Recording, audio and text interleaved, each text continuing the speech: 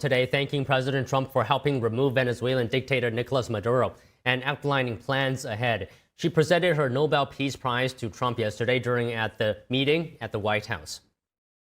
As Venezuelans, we are absolutely grateful to President Trump, his team, his administration, and the people of the United States, because it took a lot of courage to do what he did. And he did it, yes, on behalf of the American people, but also because he cares for the people of Venezuela. And he told me that yesterday. I am profoundly confident that we will have an orderly transition. This is a complex phase we are right now. Some of the dirty work is being done by them.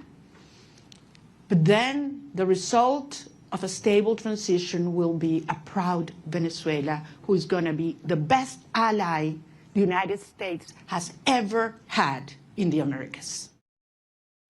Machado was addressing the Heritage Foundation in Washington, D.C. and taking reporter questions. She said Venezuela is on the threshold of freedom. She told her fellow Venezuelans that the country will be free with the support of the American people and President Trump. The opposition leader said she is communicating with the democratically elected president, Edmundo Gonzalez, and they are preparing with their teams to take over the Venezuelan government when the time arrives. So far, it's unclear when the transition will happen. The Trump administration has been cooperating with the remaining elements of the Maduro regime, represented by acting President Delcy Rodriguez. Venezuelan opposition leader Maria Corina Machado gifted President Trump her Gold Nobel Peace Prize medal at the White House yesterday. Joining us to discuss is Marcos Jadquez, editor-in-chief for the Epoch Times Brazil and Latin America correspondent for Epoch Times USA. So good to have you, as always, of course, Marcos. Can you talk to us, because President Trump confirmed in a post on Truth Social that he received the medal, calling it a wonderful gesture. How are you viewing this moment?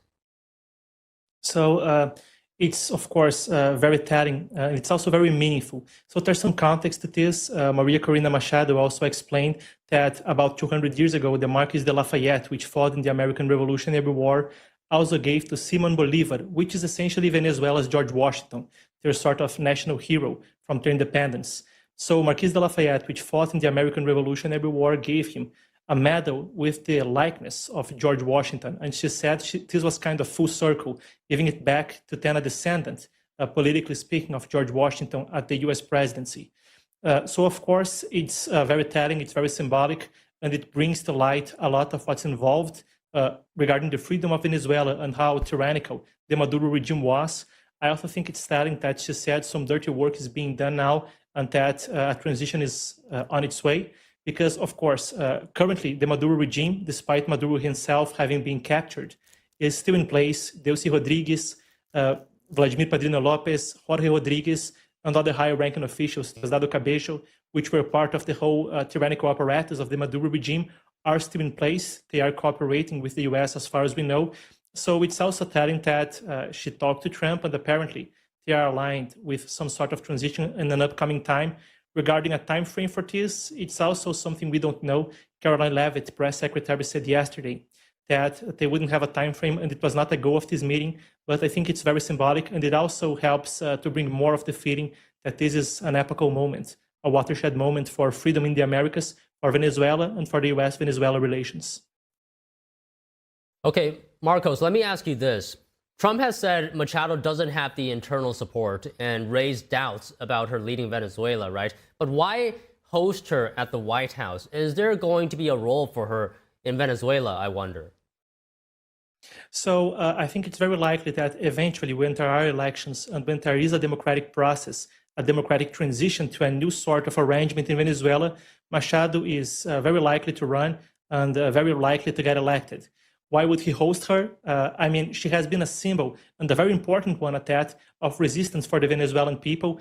And that this epochal moment, like I said, that this watershed moment, it's also symbolic that she's hosted over there. And it's also symbolic that she gave the medal to Trump.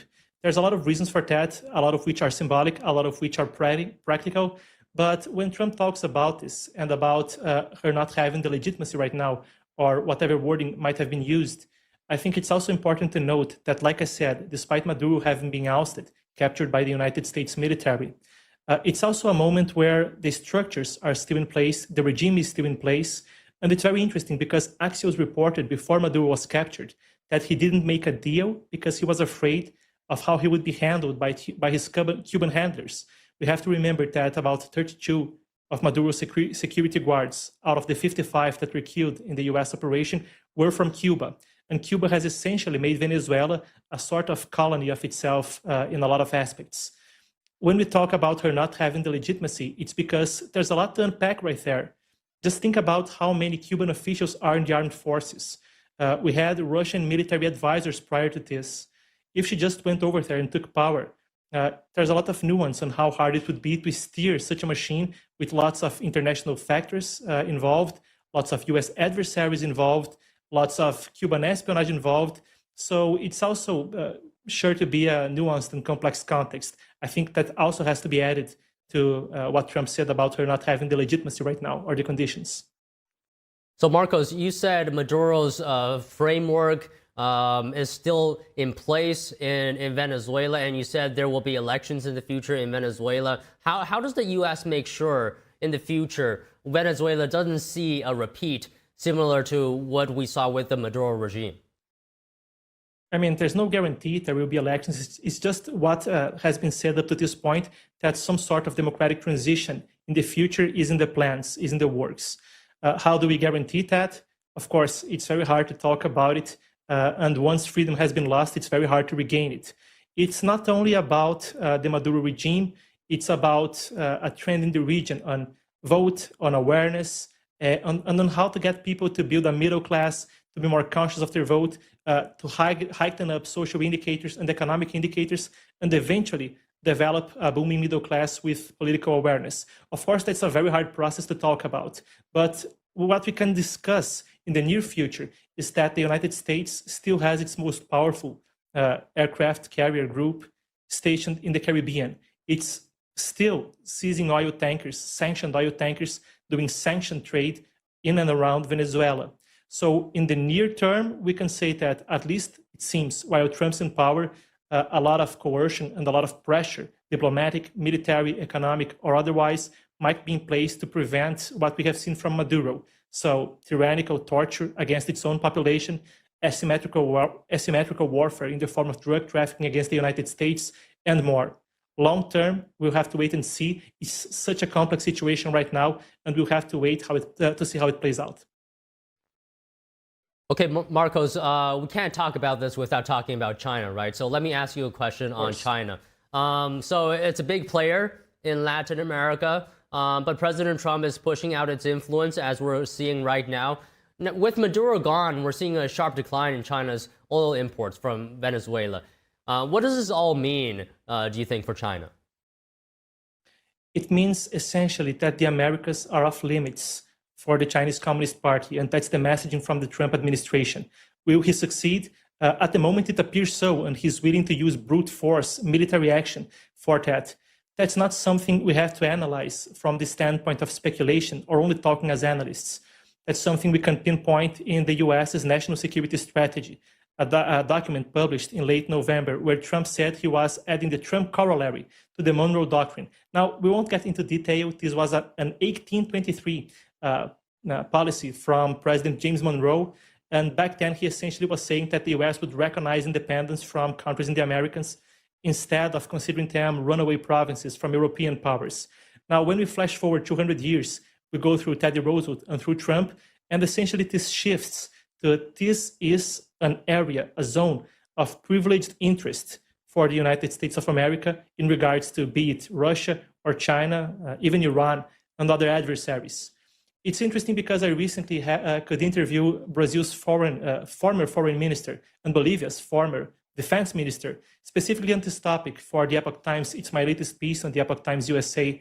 And they were saying that essentially, as the Maduro regime collapses, the bridgehead, the point of action, the center, the hub for what they were doing in Latin America is collapsing, something they spent years grooming and investing in and defending. Essentially is falling into pieces in basically what the operation lasted about 3 hours in total.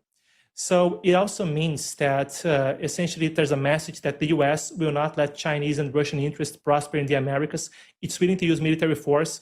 It not only sends a message through ousting Maduro, but also the message that, hey, we're willing to use force. So I think that's basically the gist of it. And I think it's been very successful at the moment. And the Chinese regime seems to be losing steam in the region, despite its influence still being very deep after 2 decades investing heavily in influence in Latin America. Okay, so you're saying it's losing steam, but does that mean that China still has influence in this region? And if so, how much? Because we still have major players like Cuba and Brazil. So the Chinese influence still runs very deep from 2004. In and around the time China was entering the World Trade Organization and securing a lot of deals with countries in the region, we have seen most countries in the region, maybe except Mexico, Colombia, and Paraguay, maybe a few others. Other than those, every single country in the region has China as their largest trading partner. There's a research institution on William and Mary University called Aid Data. It's a research lab, and they have analyzed hundreds of Chinese loan contracts. Right, so what they have found out is that they have unusual clauses of secrecy, but also, most importantly, that would allow them to influence both the internal and external policies, so foreign policy and domestic policy of the debtor countries. When we see a case like what we have in Argentina, where essentially the PLA, the People's Liberation Army, the Chinese army runs a space base, of course, that's concerning. But it's even more concerning because there's nothing the Argentine government can do about it without restructuring its whole debt, all of it, to China. We have seen things that are similar, clauses that are similar on loan deals happening in Ecuador. We have seen that, of course, to a huge extent in Venezuela, where it's over 40 billion, and the terms are very similar. Sometimes those loans are paid out in oil. It's what we call debt trap diplomacy. Other than that, we have seen China illegally fishing in the region, in Ecuador, in the Galapagos Island, for instance. In 2016, there was an incident in Argentina where a Chinese fishing ship was downed by the Argentine Navy, especially on those grounds. We can talk telecom, where Huawei and ZTE, companies that are considered by the United States as national security threats, basically run most of Latin America's telecommunications. I could go on, but it still runs very deep. As I said, this is a watershed moment, a tipping point for this sort of Chinese presence in the region, in my analysis, and also in the analysis of some foreign ministers and experts I have interviewed recently for this subject. So we'll have to wait and see, but there you have basically the general panorama, basically the general gist of what the Chinese presence is about in the region. It still runs very deep. Well, really appreciate your analysis today, Marcos. Thank you so much. Thank you for having me. Crown Prince of Iran, Reza Pahlavi, said more than 12,000 protesters have been